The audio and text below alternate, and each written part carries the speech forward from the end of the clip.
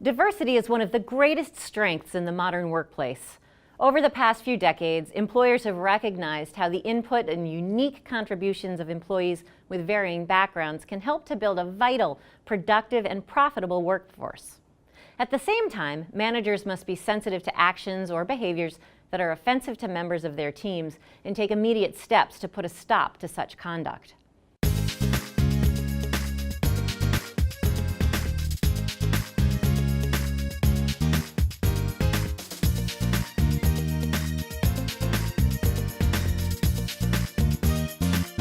Today, we're addressing one specific aspect of offensive behavior that may occur in the workplace: racially offensive remarks or conduct.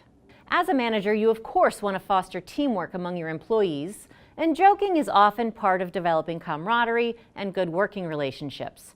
You may even have a corporate culture that embraces edginess, but it's your responsibility to address any behavior that crosses the line, particularly when it comes to conduct that's racially or ethnically offensive. Indeed, your company should have and enforce a zero-tolerance policy for such behavior. There's no place for this type of conduct in a work environment.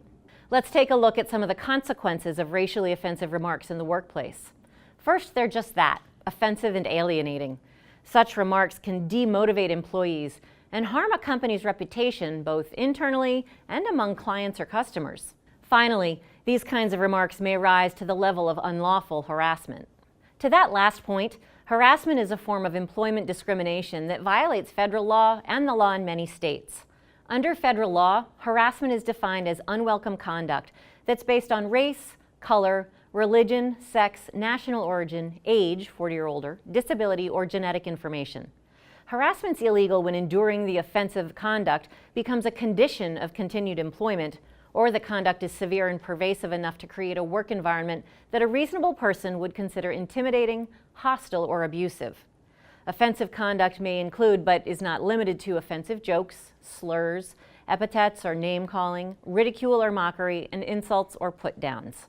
Importantly, the victim does not have to be the person harassed, but can be anyone affected by the offensive conduct. In certain cases, employers may be held liable for workplace harassment. With so much at stake, managers must respond forcefully to any instances of racially or ethnically offensive remarks or behaviors that occur in their presence or come to their attention.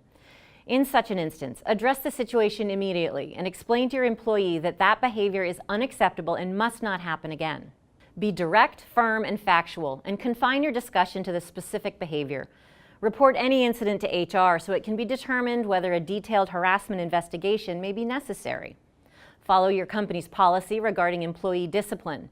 Disciplinary measures should be proportional to the seriousness of the offense.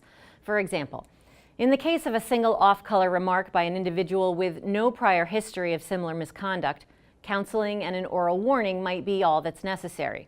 On the other hand, if the behavior is severe or persistent, then suspension or discharge may be appropriate.